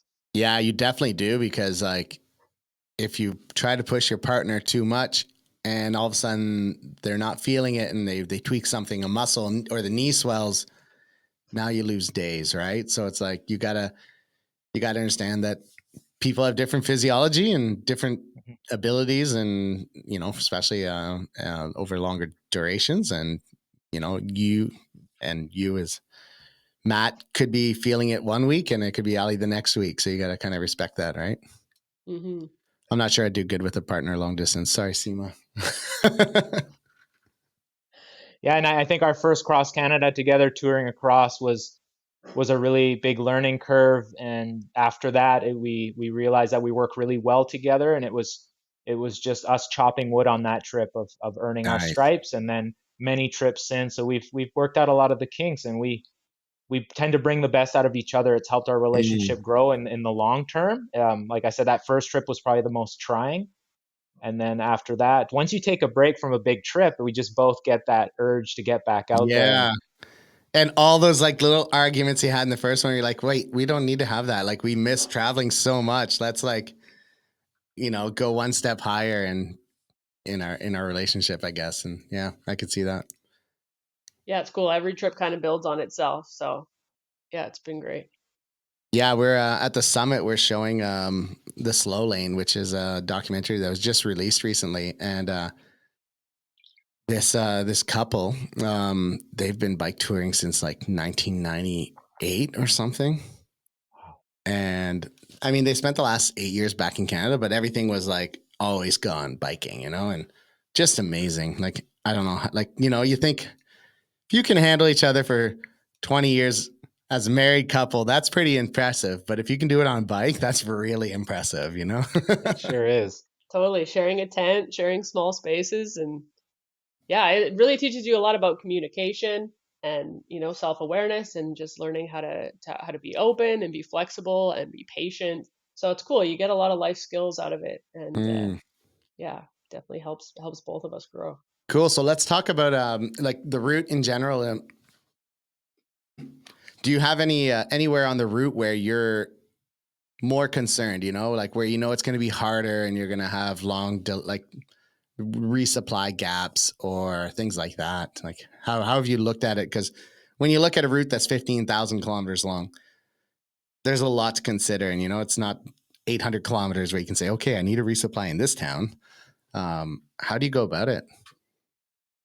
Yeah, we usually take it like kind of almost one day at a time. I mean, we get on the road for the most part through BC. There's a lot of resupply, which is great. And having had experience going across Canada a few times, we kind of Mm-hmm. have a good idea of, what places have long stretches without resupply. So once we get on the road, we look a few days ahead and we're like, what's coming up? Are there big gaps? Is there a grocery store, convenience store? We've got some like good dehydrated meals and stuff packed away for the occasions when the convenience store is closed and there isn't one for a while. So we try to be on top of that. I happen to really love food, so it rarely slips by that we don't have enough. Maybe the opposite. We usually have plenty. Maybe too And much. You're like, all this extra yeah, weight and yeah. food for Allie. Totally. It's just funny because we've like streamlined our bike packing bags over the years, and on this trip even more so. So we're like, I have to be really conscientious of how much food I get at the grocery Yeah. store. It's easy to fill up a basket, you know. So it's infrequent that we have too little, but there's not there's like a few stretches without resupply. It's more the prairies where there's some water issues Oh, where there okay. isn't as much fresh water. We've run into this before in July. It's super hot, and you're trying to like Mm. filter out of a puddle that the cows are walking around in, and you're like, oh geez, that's no good. So we've had like the good faith of farmers help us out and just have to ask for help in some of those occasions. So there's some stuff you just can't plan for. You just like Yeah. try to be prepared, but you're open. And yeah, so we'll just kind of Just kind of falling back on some of our experiences, the things we've learned the hard way. And between both of us, we just kind of have a strategy of planning. Like she's saying, there's today, and then there's looking a few days ahead. And so that way we don't get too overwhelmed. So there's what you're asking about any specific section. I don't think there's anything in particular at this Yeah. point. I try not to overwhelm myself with the entirety of the trip.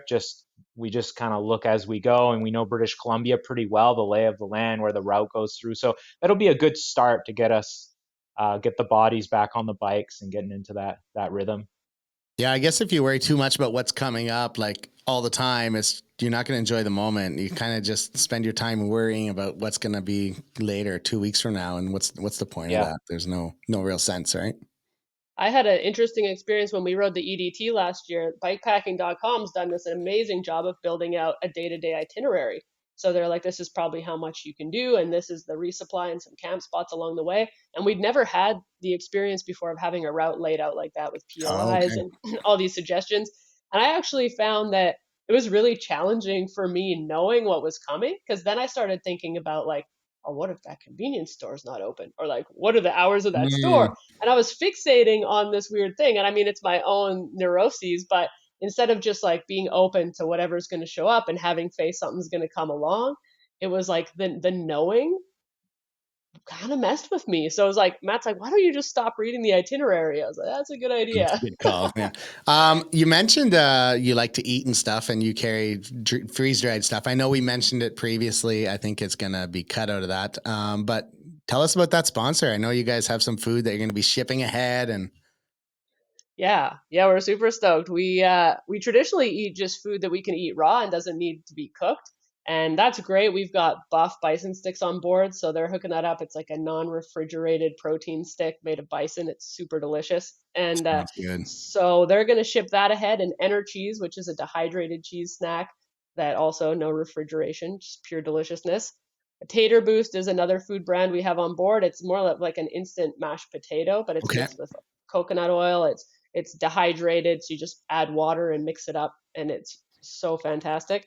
And then because our good friends at Farm to Summit, which is a dehydrated food brand out of Colorado, reached out to us and they wanted to hook us up with some meals for the road, and we couldn't turn them down because they're so good. So we said, you know what, on this trip, we're going to carry a MSR Pocket Rocket Deluxe stove so we can boil water and have those amazing meals Sure. and eat some good food on the road. Instead of cold soaking them and going, oh, these could be so much better. Yeah, we've definitely tried to cold soak their pasta in the past, and it was just like, oh, we're just like not doing this justice Yeah. right now. Hot soak And is better.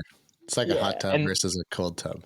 yeah, there you go. And then those food drops, we're gonna have gaps in between where we run out, but I think it'll just be something great for us to look forward to, Yep. where we do have these resupplies, kind of a goodie pickup bag. And we're using our connections throughout Canada right now to try to plan some of those drops and That's where to get cool. stuff mailed out to. So another way to get the community involved, and then we can share some of those There you goods that go. So is listeners helping out us there, out. if you happen to be on the route, Yeah, reach out to Trip Longer and let them know, and maybe they can mail you a package for themselves. yeah, that'd be awesome. So what's the setup like? What are you running on the bikes? So first off, I think we mentioned the bikes, but we could just mention them again. The Panorama. No, you go ahead. Yeah, the Taiga EXP2 will be the frame sets that we'll be building up. And yeah, we've just got our custom wheels built. So we've got some Mavic XC 1025 rims. with some Hope Pro 5 hubs, Sapum race spokes to link those all together. And then we're Nice. throwing some Maxxis Recon race tires. So Nice. Keep things that's our fast and light. Yeah.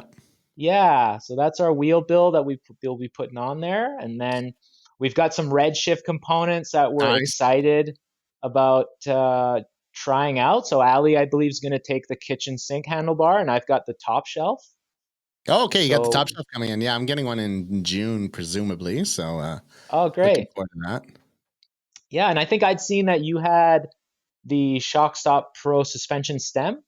I don't have the Pro. I have the regular. I think Okay. yeah, I think, well, I mean, the seats are different vastly between the Pro and the non-Pro, but as far as the stems go, it's like a difference of 30 grams or something. It's just some Yeah. titanium hardware and I think reamed out faceplate and stuff. But so yeah, Sure. mine's the regular ones, but yeah, I have them on 3 bikes. No, 2 bikes. Wow. So, 2 bikes, yeah. and how are you enjoying those? Oh man. I think I've talked about it before, but I took them off. I took it off my gravel bike once when I was building up my titanium rigid bike. And then I was like, oh, I need to go for a ride. And the tie bike wasn't ready. So I just threw on a normal stem and I did 100 or 160K and it was brutal. I hit some washboard and I was like, this sucks. This sucks really bad, you know? When you get used to it, you really, really miss not having it. It's one of those things, you know? Wow. Yeah, so we're looking forward to the stem that. is hands down my number one Redshift. Wow. Love. Awesome. Yeah, and then what else? Yeah, we're really excited about our braking system. We've got the Hope RX4 Plus 4-piston calipers. So that'll be That means nothing to plenty. me, but tell me more. I know Yeah, Hope well, makes good stuff, so yeah, they're making these 4-piston calipers that they would have to say for loaded rides or long rides, just have like the ultimate braking power. So yeah. we're excited. They're super reliable. Hope makes like amazing components that are built to last in the UK environment of really wet and grimy conditions Right. in the mountain bike space. So we feel like it's the perfect chance for them to Mhm. showcase, the durability of their components. Nice. And what else? Saddles? Yeah, so Yeah. we'll be sticking to our Brooks broken in leather saddles. So Mhm. we enjoyed those on our last ride, and they still got plenty of life in them. So I think that'll be the only piece of the puzzle that won't be a new component for these builds. Will be the Yeah, fair enough. saddles that we know well. I've strayed from my Brooks a lot of times with different saddles. I've always come back. So now my gravel bike has my Brooks and my mountain bike has the Ergon saddle, but not the SMC core. It's like the SR All Road, which really should be on the gravel bike, but it's just the way it went. But I like the Ergon one too. But Brooks it's always comfortable, you know. Yeah. You Yeah. can It's a never go wrong. standby. Yeah, and once we saw what they could handle, we've gotten them soaked on full days of rain, and they're just doing fine. So at first I was a bit apprehensive about some Hmm. of the care, but I really haven't done anything since I put that thing on. I cover it at most nights with a shower cap just for the dew Yeah. or the rain. So I try to do my part to keep it, keep it dry. But like I said, we've had multiple days of rain where the thing is soaked and it's still feeling great. So Yeah, I've had mine very wet and, times where I forget to cover it with a plastic bag or the shower cap. yeah. That's a great idea. Next time I go to a hotel somewhere, I'm taking a shower cap. Never Yeah. thought of that. But yeah, I've had it wet many times and it's still good. Maybe it's got a little bit more sag, but I could definitely just wrench it a bit, but I haven't. Hmm. So, yeah. What else is you guys ride flats or I assume clip-ins because you're both mountain bikers? No, so No. we're comfortable with flats, so we're gonna stick to flats. That's the one thing we're changing up though as far as our pedals. We rode the I'm drawing a The blank now. 82. The Bedrock Mm. sandals for the entirety of our last trip. Oh, okay. So no other shoes. We just committed to the sandals, and on this ride, we've got some Liat mountain bike shoes that are a stiffer platform. So we felt like just switching it up and giving something that had a bit more support, a Hmm. bit more structure to it, because maybe the sandals are getting a little softer after all these months of hammering away on Yeah. on the pedals. So we'll still, I think, bring the sandals to be able to get out of our shoes at the end of the day. So, but yeah, flats. We've got the Chromag composite pedals on the way. So Okay. that's what we're going with. I've never been one to bring the second pair. I always forget to, or I'm too lazy to have something dragging along behind me. But I think Crocs are the way to go because they weigh almost nothing as well. Like they're super light, and you know, nobody's ever going to steal them from you because they're so ugly. And yeah, have you heard? I just saw an article the other day. I was just looking at my phone while you were mentioning it. And of course, when I screenshotted it, there was an ad up in front of the name, but it's out of Germany, and it's like a shoe strap, but with a clip system on the bottom, so you can clip in, but then you could wear your normal shoes or your flat mountain biking shoes, and then when you get off, you just unstrap it or unvelcro it. Wow! And then you can walk around with like normal shoes, but you're clipped in otherwise. And I was like, man, brilliant! Like, how could this have only come out now? How could somebody have not thought of this years ago? You know. So pretty cool. The Germans. Yeah. So what are you guys packing? What's your bag setup? Like you mentioned, it's faster, lighter, so more aero, less drag. What kind of tent, things like that? Yeah, well, we went with full Rockgeist on the last ride on the EDT, and we loved them. We got like custom frame bags made for the bridge clubs, and everything was so great. It's like so nice when you don't actually have to think about your bags. They're just super solid. They feel like part of the bike, and crazy waterproof. Like we were in days and days of torrential downpour, and like the bedding was super dry. So and our clothes. So I was happy with that. So we're gonna stick with Rockgeist on this. The change up from the frame bags was we went to their 52 hertz waterproof welded frame bag. So it's a little bit smaller for my snack situation. So that's where I'll have to make my food adjustments. But otherwise, we have the Mr. Fusion Seat Pack with like a 10-liter bag in the back. So that holds all our clothes. And then up front, I have a waterproof bag in their handlebar harness. And I carry the bedding. So we have a really lightweight Enlightened Equipment accomplice quilt. So it's a 2-person quilt. And instead of having zippers or anything, it's just like fold it over quilts in are the way box. to go. Yeah, they are the way to go. They're so light, so comfortable. The last one we had for like 10 years, we just traded it out, and that thing was amazing. It's like been on all the adventures. So we're stoked to have a little more lofty, warmer quilt on this trip. And then what's we just the rating have 2 on Thermarest. It's -6, is it? I believe so. Yeah, something like that. Yeah, something like that. And then we have like so many insulated layers. Like we have down booties, like lightweight down booties that we bring. So we're pretty set up for warm nights. And then we each have an air pad, Thermarest air pad. We had the Neo Air last year, the Uber Light, which is like the lightest of light ones, but it was not super comfortable, and sleeping in a tent already can be pretty challenging. So we swapped out our Thermarests on this trip, and then we just got the Z-Packs Free Zip, which is a sub 2-pound freestanding tent. Oh, it's nice. So epic. It's like full DCF Dyneema, so it's like highly water resistant. They call it. It's basically waterproof, but they can't call it that because there's stitching in it. But the coolest part is that the poles pack down to 12 inches. Right. So they can fit in a frame bag or like between the drops on your gravel bars, which was not the case before. So we're pretty stoked to get into that. Yeah, and that Dyneema shelter is all taped up, so all the seams are taped. So we found our last Dyneema shelter was awesome. For you just shake it and a lot of the water beads off. It doesn't absorb like traditional tent material. So that's quite nice. That's sweet. And so how much did this all like put you guys out, or was it just like a lot of good communication with companies to get a lot of the way, you know? Yeah, it's been a blend. I've been writing for Garage Grown Gear for years. They're basically an ultralight portal for out. Oh, you were writing for them too. I didn't realize that. Yeah. I've been writing for them, doing gear reviews. So Matt helps me with the photography and idea generation and product testing. So we get to team up on that. So that's great. They hook us a lot of gear, and then we get to write, honest reviews for them. And through that, we've made a lot of connections with brands.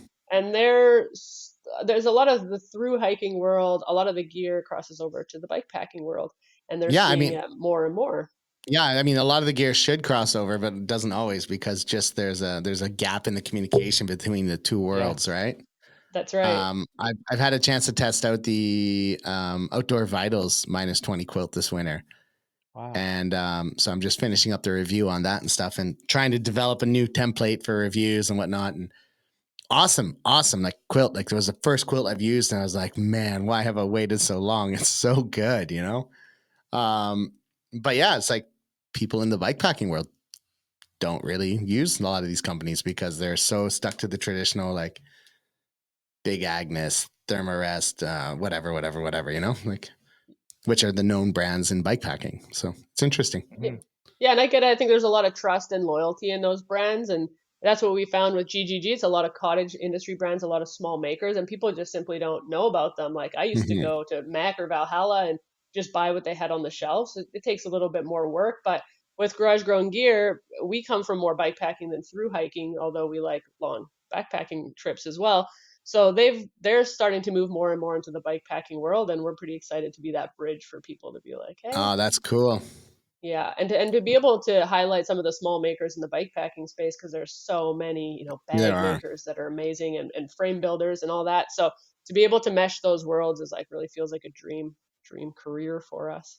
Yeah, it seems like like bikepacking has grown. It's to the point now where, of course, commercialization happens, but it also leads to a lot of awareness of these small producers that if it hadn't have grown, they'd still be on so much on the fringe that people wouldn't necessarily know, right? So it's the pro and the con, I guess. The con being that everybody's, you get a lot of big companies producing stuff, and then cottage makers are like, they don't make as good as stuff, and there's arguments that can go both ways, but Yeah, and like you mentioned, you have the thermal welded bags now, so they're not custom made because obviously you're not going to send them the dimensions and then go and order you a thermal welded bag that's fit perfectly for your bike. So, like you said, there's a give and take, right?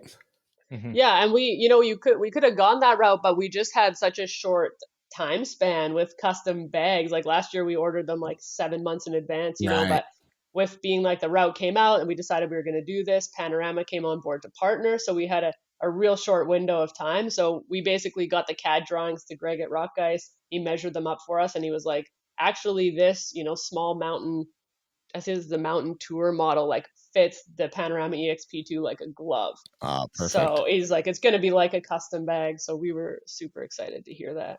Mm-hmm. And you guys ride the same size bike as well, or? We do. Yeah. We're both 5'5". Oh, so short. No, sure. Yeah. Yeah. We are sure. And Allie's got longer legs or maybe limbs because her seat rocks much higher than mine. Oh, interesting. Yeah. She normally rocks a slightly longer stem. So our overall fit setup, like if I get on her bike, I'm tippy toeing. It's totally uncomfortable. Not comfortable. Yeah. You do it in a Yeah, pinch, but that's about it, huh? that's right. Yeah. So there's no, we're not accidentally getting on each other's bikes because it's definitely a custom fit, even though they're similar Yeah. size bikes. Within about 1 second, you'll know. You're like, hey. hmm Yeah, interesting. And but I guess that's it. Like you could be the same height, but nobody's the same, right? Dimensions Yeah. wide, and that's cool. That's very interesting. And how did you go about ordering your stems and stuff like from Redshift ahead of time when it's hard? Like it's one of those things that until you get the bike and you put it on, I mean, most people aren't going to go and order a stem and then order a new one right after because they're like, oh, it's 1 centimeter too long, So I mean, I guess there's that. Yeah. But it's Redshift hard to fit. is, yeah, that's right. That was the biggest thing. It's kind of like, okay, well, this is the stem I had on my last bike, but we were riding, Jones H bars. Now we're on drops. Typically your stem's a little bit shorter for a lot of people. So Redshift's been super cool. They're just like, hey, you know what? Try out this stem. If you need a different size, we'll swap it out. We're happy to do it, test it out. Cool. And they're like they've been super generous and helpful with us. So Yeah, they they're get it. good people. Yeah, they are. Yeah, and we'll just we looked at what the EXP2 comes stock with, and we kind of based it off that. Okay, like I said, Allie normally rocks a slightly longer stem, so we're just basing it off our previous experience. We got to start somewhere, and we'll adjust from there. We'll give ourselves a few days to do some test rides and just make sure to dial in that fit. And then if we got to change some things out while we're on the road because it's not working, it's part of the price we're going to pay for kind of jamming some of the prep Yeah, somewhat yeah. last minute. And on that sense is like if the stems are slightly too long, well then Ali takes yours and then you guys just order one slightly shorter one and then sell the other one online and probably in the end you're all good.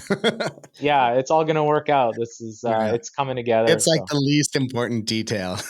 hmm So what do you figure you're going to be carrying in weight? Like, have you any idea like how much weight you're going to be carrying on the bikes? yeah, I mean, I won't know what the setups themselves, just Yeah, of without course. Yep. bags or Yeah. anything, are gonna weigh compared to our old setups, but we were around 55 or 56 pounds, and that was with like 3 liters of water, stocked up with maybe 3 days worth of food. So Okay. that was fully loaded on our Surly Bridge clubs. So I'm assuming we'll be lighter than that, but it's probably, yeah, the 50 when we're fully loaded, potentially close to the 50-pound mark, ideally less. So we'll just see as we're building it out. Mhm. And sometimes when you're leaving the grocery store, like I'll carry a collapsible ultralight backpack Yeah, that me too. if we can grab some groceries and head to the next campground that's not too far. So there'll be moments where, I'll be carrying a bit more weight, but Sure. yeah, so we'll see. I'll keep you posted Yeah. on I what need we weigh in at. details, like specifics. And I guess I know you mentioned World Bicycle Relief last time, but it's been cut out. So why don't you tell us about it and how you got passionate towards World Bicycle Relief and what you're trying to do, what you're trying to accomplish? Yeah, well, World Bicycle Relief, for people who don't know, is a nonprofit organization that supplies people in rural and remote parts of developing countries with this specifically made bicycle called the Buffalo Bicycle. And basically, the Awesome. idea is it helps improve people's access to education, to healthcare, to economic opportunities, clean water, all these amazing things. And all of the communities that World Bicycle Relief has been welcomed into, they've made this incredibly positive impact. And they have this huge goal for 2025. They want to have donated 1 million bicycles. And so far, I think they're at like 750,000, which is pretty fantastic. And so we felt really drawn to helping them donate, to hit that 1 million mark. We'll just be Hmm. a drop in the bucket, but anything we can do is helpful. So we've set up a fundraiser through our Instagram. People can donate through our Instagram channel at Trip Longer. And we also have a page on World Bicycle Relief that people can donate through as well. The link is in our bio and it's also on our website at triplonger.ca.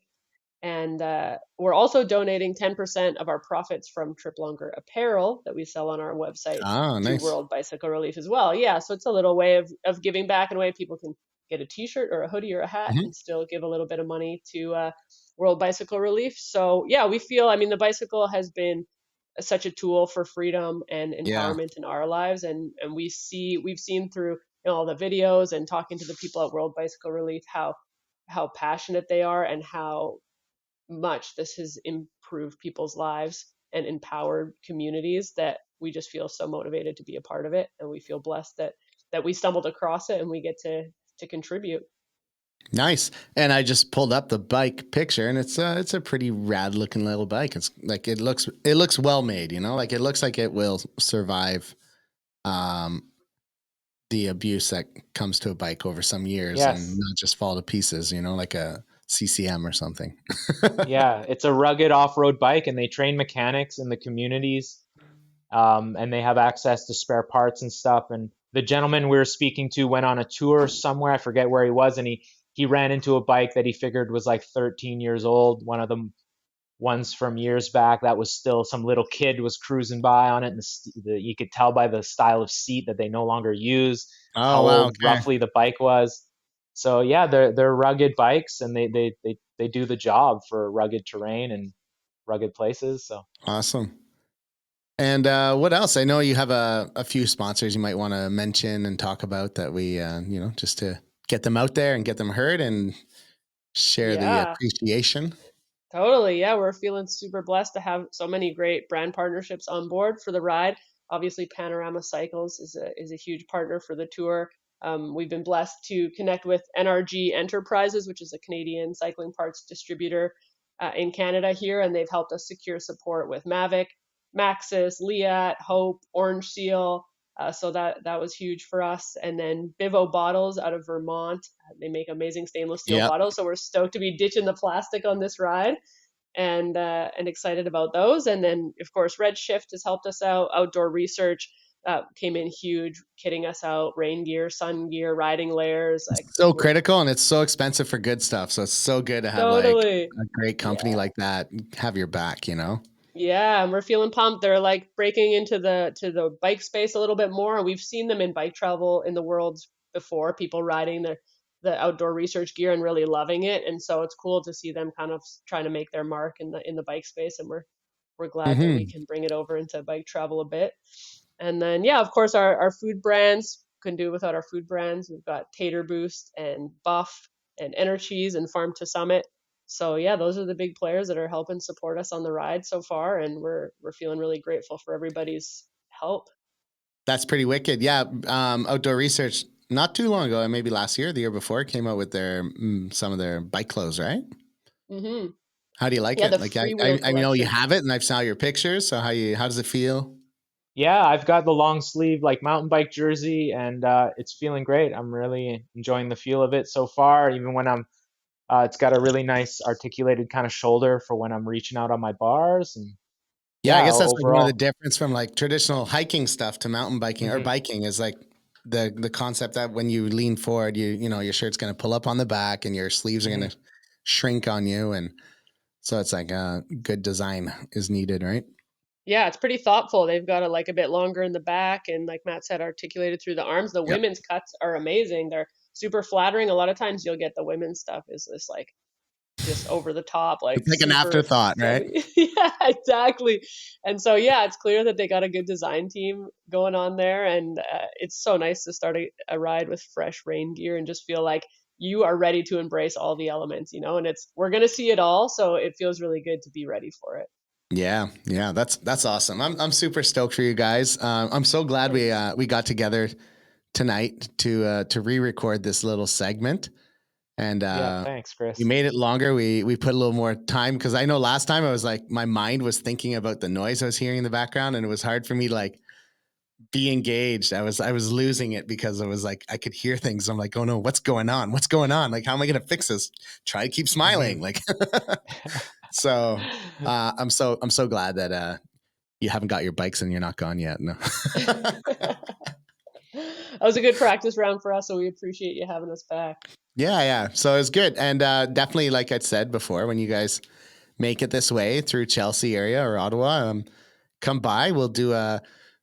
It will now be a round 3, but it'll be a kind of a catch up episode to talk about what's happened so far. And you guys got a place to stay well, it depends when you come, but yeah, I presume we'll be around this year. So should be good.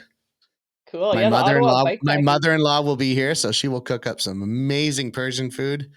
You might never Ah, leave. It might be the end of your trip right here in Chelsea. we're moving to Chelsea. Yeah, we're moving in. Anyways, Yeah, well, guys, it we'll was keep you awesome. posted. Yeah, I'm looking forward to it, and keep coming with these reels. They're great. It's good Yeah, to see thanks, you Chris. guys. I can tell you're putting a lot of effort into them, so it's neat, inspiring. Gives me thoughts, but things I realize I don't have time for. But at the same time, it's nice. Cool. Thanks. Thanks. And yeah, anything else that we missed that you want to touch on? Oh, the only thing I would say is that I don't know if this got cut off in the last episode, but we're going to be on track leaders for our Oh first yeah, time it might have ever. been, it might not. I don't It know. might have been. Yeah. Yeah. Okay. So we have the link up in our bio on the gram or also on our website, so people can follow along real time. And please come and join us for some miles on the road. We'd love to build community along the way. So if anybody Cool. feels called, hit us up. And are you guys using an InReach or are you doing it through the phone? Because they actually have a really new phone app. They have a new app on the Wendigo race I did. Track leaders allowed Wendigo to use this phone app for track leaders, which would just ping from your phone and use barely any power. Hmm. Oh. And it was really cool. Okay, And we'll look so into I that. actually used that because it was cheaper than using my InReach or Yeah. my spot tracker. It was like $10 cheaper to do it. So I was like, I'll just use my phone. It's only a 1-day race. So yeah, it Cool. was Yeah, neat. I don't know if it's gone live yet. So it was used for that event, but it was very, very cool. Great. Well, thanks. We'll look into that because to be able to save the SOS for an SOS is kind of nice. Yeah, and I don't know if it also would work in remote areas where there's no phone signal at all, so that might be a limitation. Yes. But yeah. Anyways, we'll check it out. Who knows? Yeah. Awesome, guys. Well, thank you so much. And like you said, if people are interested in following along or joining you guys for a few miles or days, check them out on Track Leaders and stalk them that way. There you go. Yeah, or check us out on Instagram. Or Instagram as well. Yeah, Trip Longer. You and got watch it. the reels. All right, guys. Thank you so much. I'm going to let you go because Leafs Game 7 starts in 5 minutes. So here we go. Yeah. Good luck to you. Perfect. This timing was perfect. All right. Talk to you guys soon. Bye-bye. Yeah. Take Thank you, care. Chris. Bye-bye.